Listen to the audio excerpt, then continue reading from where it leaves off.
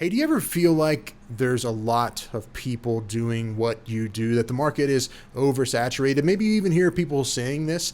Well, today I'm going to share a creative clearing session that I did in my free group that's going to help you remove that block out of your way so that you can actually move forward and just let go of this fear forever. I haven't shared a creative clearing session on the channel or in my podcast feed yet for you guys. So this is from the group. This is exactly what you get in there. If you want to join the free group, you can go to chriscreed.com/flow to join in there. But without further ado, here's the recording from that session.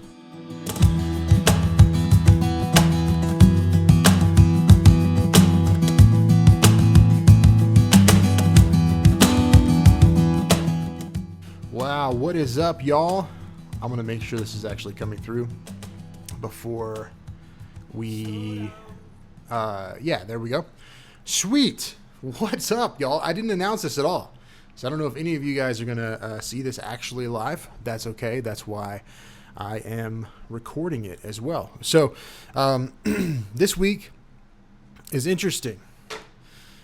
I had a huge milestone this week that you guys may or may not know, but I crossed over 100 episodes of my podcast, which is crazy. And so I wanted to talk just briefly about that because it's going to have to do with what we're going to do this clearing on today. So I started that show back in 2019 when I started my digital marketing agency. It's a boutique agency, and I just started it up from the ground up and started taking on clients, and I was documenting my journey, and that's what the whole show was about, is to work as a kind of a time capsule that showed the journey of me building that, and then also as obviously a publishing mechanism and a marketing mechanism to draw people in, which actually worked really, really well. But throughout the years, I've shifted that show into whatever next venture I was going down. And so there's episodes on there where I'm interviewing people. There's episodes on there where I'm talking about events and all of that. And so, you know, I've continued to let it be a time capsule of where I am in my journey. And it's really interesting to go back and watch. You'll see me weave in and out and around like where I arrived to here, right? Which is just a coach for creative owners. And it's really interesting to watch. But anyway, I crossed over 100 episodes. And the reason that's significant is because, like, if you may hear that and think, well, that's, whatever, dude, that's not that much. There are a lot of podcasts. I'm not sure exactly what the number is. I had it in my brain. Now it's completely gone. It's a lot, though. It's in the millions, maybe even like 100 millions. Less than 10% of those ever make it to 10 episodes. So think about that. There all these podcasts and those feeds exist, but only 10% of them have 10 episodes on the feed. Most of them, the majority of them that don't have 10, only have 3 episodes, right? And so if you take that number up from 10 to 20, the number drops to 1% of all podcasts have more than 20 episodes. So it's very, very rare for that to happen. Now, we are kind of used to podcasts that have a lot because you're probably listening to several. I'm assuming that the podcasts you listen to, though, aren't brand new, right? They're established, the ones that you listen to for a while. And so this brings me to this idea of competition that I was thinking about today. Most people, I'm using podcasting as an example here. So most people who would think about podcasting right now think it's probably too late to start because there's too much competition. And first of all, that's the wrong way to look at podcasting. Podcasts are just a publishing platform meant for you to be able to communicate to your people and for people to find you, right? If you want to become more findable, you need to be in places that people are looking. Podcasting is one of those. Anyway, that's all I'll say on that. So the idea of you're competing with everyone is wrong from the get-go from that perspective. The other reason people say that it's too late is because it's too saturated. Because they look at the stat of like, oh, there's 200 million podcasts. Yes, but right out of the get-go, if you do 10 episodes, you're in the top 10% of those podcasts. And now we're dealing not with 200 million, but the competition pool has dropped to 200,000, right? Right? Is that 200,000? 200,000. So you have to look at it from that perspective. It's not about the people who have played the game or have talked about played the game. It's the people who stay in the game. Those are the people you're competing with. And I used to hear this all the time in the photography industry, and so any industry, in fact. I feel like marketing is also one of those where people think that there's just too much competition, so it's not even worth starting, or they complain about the market being too saturated and things like this. And the reality is there's no reason to spend any sort of energy on that at all. It just steals from your creative vision. That's where you need to stay in there. So we can't get caught up in the data of, oh, there's all these people and I'm having to compete with all these people. We can't get caught up in that because it's just the data. It's a web trying to keep you stuck. That's all it is. If we don't listen to that, and instead we just focus on persistence, and we're going to stay in the game, and I'm going to go and go. I saw this photo today of Michael Phelps, and from when he was competing in the Olympics. And it's a brilliant photo because he's swimming, right? He's doing the breaststroke, and he's up out of the water, and he's just like locked in, bro. He's like just staring at the end of the pool. And the guy who came in second, I can't remember the dude's name, which is also notable. The guy who came in second, he's looking over at Michael Phelps in that moment. Now, it's not really fair to that guy who knows what was actually happening. But the point and the illustration of the picture is one person who was the champion is looking forward and not like staying in their lane. They have blinders on. They're going and going and going. This person over here was distracted by the competition, right? He was looking to see where he was in relation to the people around him. And it was just a brilliant example of exactly what we're talking about here. It's not worth your time to dig into the data of competition, of market saturation. It's not worth your time. So I'm actually going to do a creative clearing around this today because this comes up a lot in conversation with people, especially in the creative fields, because, you know, it's easy to think that you're the kind of the only one who does what you do. And so when you see someone else doing something similar, there's kind of this like anxiety that builds and like, oh shoot, I'm not the only one who can do this. So therefore people might not want to work with me. We got to let go of all that in order to progress forward. So the clearing that I want to do today is around clearing out that data that continues to put you in a state of scarcity in your work, specifically around competition. So I'm going to hit some music up in here. Let's see if we can actually work. Oh, I've been smacking the thing. Hopefully it hasn't been shaking the camera too much. Anyway, I'm stoked about 100 episodes. Let's do this meditation, and we will wrap this up after that. I just want to give you guys a short one here. So let me see if this music comes on. There we go. And I'm going to turn it down just a touch. Cool. All right, guys. So you guys know the deal. To begin this, we got to get into a state of openness, both in just like, you know, like physical, spiritual openness, but also to open up the pathway that the data is blocking, because your source, the source that comes to you and fuels everything you do, can be blocked by this. So we're going to clear that out, and we're just going to take a couple of breaths here to do this before we go into the tapping. So a deep breath in and hold at the top, and let go.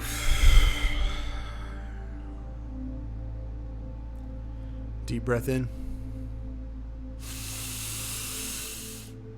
and hold, and release. Let's do one more. A deep breath in and hold it,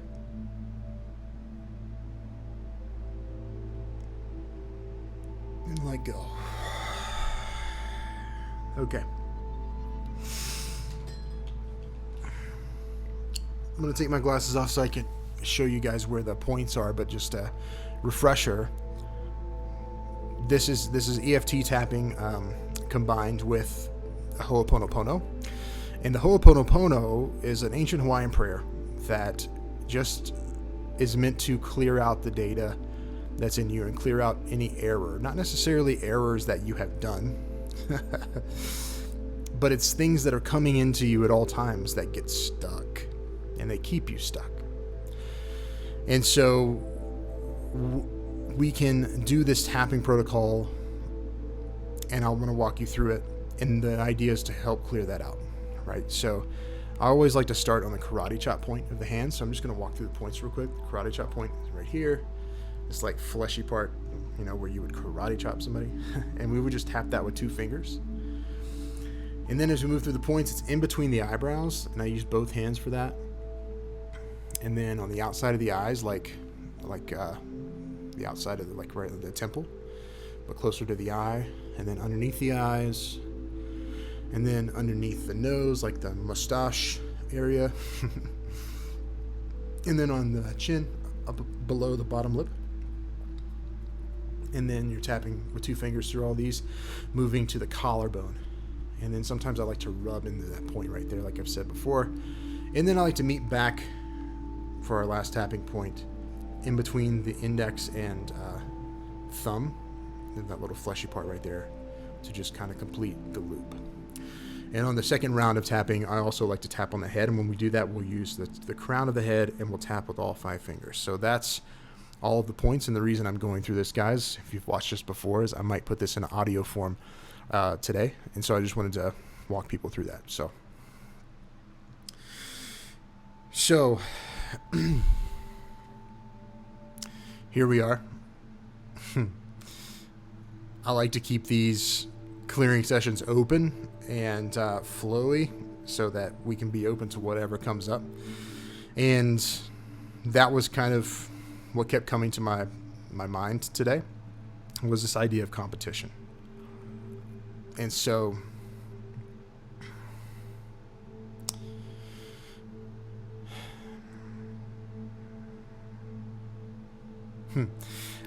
again, not sure why these things come up the way they do, but one of the things that's coming to mind is, even though I'm not the only one.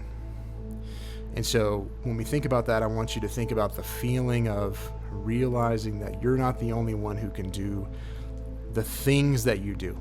Although you are the only one of you who's bringing you to the table. The skills that you have, other people can acquire those skills as well, and that's okay. But what we're going to do is clear that out. So we'll start tapping on the karate chop point, and just say, even though I'm not the only one, I deeply love, accept, and forgive myself. Even though I'm not the only one, I deeply love, accept, and forgive myself. And even though I'm not the only one, I deeply love, accept, and forgive myself. And so we're going to hold on to that feeling, and we're going to tap in between the eyebrows, just holding on to that feeling. And then to the side of the eyes, and then underneath the eyes. Holding on to that feeling. Let's move underneath the nose and the upper lip. And then keep tapping. Go tap underneath the bottom lip on the chin. Just holding on to that feeling of not being the only one. And then the collarbone.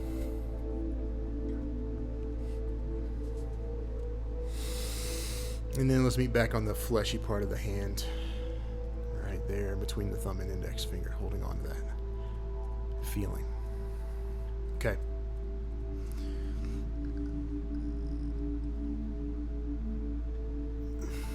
So, I think in some ways we're programmed with this like hero syndrome. Like we're drawn to heroes' journeys and the heroes' stories and people who come through, right? And they seem to be the only one who can do it. And so I think part of that is good. And embracing the elements of that is good, and embracing the idea that you can show up for people and that you are uniquely you and you have a unique contribution to make. All that's great. But when it comes to competition and we think about other people who do something similar to us, it's tempting to want to kind of scoff and have this like almost like jealous, sick feeling come up. And that's why I wanted to walk through that piece. That feeling has to dissolve in order for us to see it a different way, so that we can look at competition as something that is just there. That's a natural part of the story, not something that we have to defeat and crush. So I always like to move on to something else that we want to choose instead. So we just cleared out the data around not being the only one and being okay with that. And now we want to choose something different, a different way that we're showing up.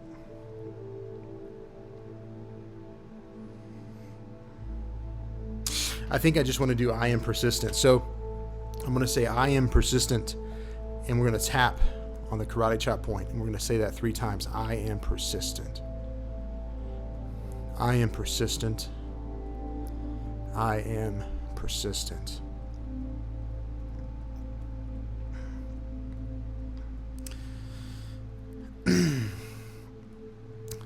And let's also take on I am persistent and prolific. Let's do that. I am persistent and prolific. I am persistent and prolific. I am persistent and prolific. And let's tap that in on all the points in between the eyebrows. I am persistent and prolific. I am persistent and prolific the side of the eyes. I am persistent and prolific underneath the eyes. I am persistent and prolific. The upper lip underneath the nose. I'm persistent and prolific. And underneath the bottom lip on the chin, I am persistent and prolific. And then on the collarbone, I am persistent and prolific.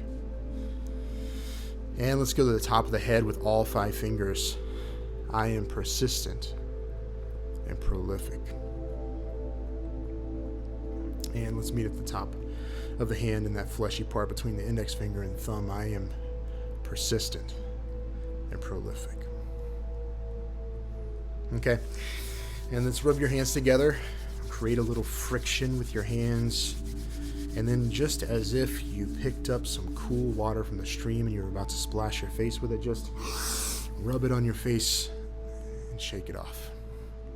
Let's do that one more time.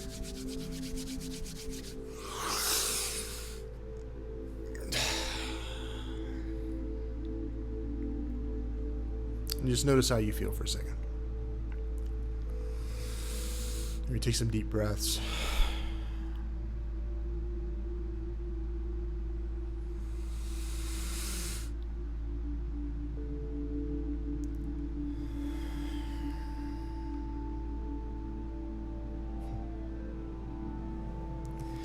So,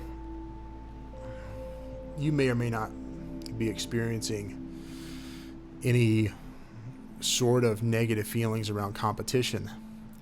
But what I want to remind you of is that the work we do with these clearings, when you do this, when you actually do this, and you do what I just showed you there, we're removing that not just from you, but when you remove it from you, you also remove it from the collective, right? So if we want to create a community that is vibrant and full of energy and full of support and full of collaboration versus the competition, then we have to get rid of this data that just makes people go like this. And honestly, it makes people quit. It makes people stop the work they're doing. Like, that data story is strong, right? And so when we're talking about clearing this stuff out, and the ancient Hawaiian idea of Ho'oponopono is about clearing this stuff, not just from you, but from the fabric of everyone's collective story, which is kind of mind-bending to think about, but it is the work that we're actually doing here. And so, yeah, just don't think, try to think about your, this practice of clearing out the data, which is just, if you think about the pillars of what I'm calling resilient creatives. So resilient creatives, they continue to show up. They are persistent. They're prolific. They continue to do their work for a long time without stopping. One of the pillars of that is to have a clear slate in which to build upon. So we have this foundation, and it is the true roots that are going to produce the fruit that everybody else is going to see. Right? Nobody gets to be a part of this work. Nobody gets to see this work, but this is the most important work. It's what makes the fruit happen. Right? And so I heard Myron Golden describe it as it's the work that happens in the dark and the damp, where the roots are pushing through dirt and it's hard. Right? This is that work. And unfortunately, this thing that we're doing right now, clearing, is really easy because you just do it. Right? When we do that, it makes way just enough, and it might not happen instantly for you, but it might happen later this week. It might happen next week, where something comes through and you can actually act on it. And my goal here is to help creatives and owners shorten the time between getting that inspired action and acting on it. Right? If I can help you do that, then you will be able to move faster and get more of what you want faster. Right? And that's what it's all about. So anyway, I love you guys. Thanks for being here. As always, if you want me to do a personalized clearing session for you, or you just want to work with me one-on-one on this creative coaching side of things, where, we do a little bit of this, a little more personalized version of this, but then there's also just support throughout your journey. I have options for that as well. So you can message me to find out more about that. But if you just want to book a clearing session, you can go to chriscreed.com/get clear and sign up right there. And I would love to work with you in this capacity and walk through a clearing session with you. So I love you guys. Thank you so much for being here, and I'll talk to you soon. All right, guys, I hope you enjoyed that. Listen, if you want more of this, I do this on a weekly basis in my free group, Flow and Focus. So if you're a creative or an owner and you want to experience this on a weekly basis and have access to this, go to chriscreed.com/flow and you can join in there for free. All right. Love you guys. Talk to you tomorrow. Bye. Slow down, there's nothing to get you, can always turn it around.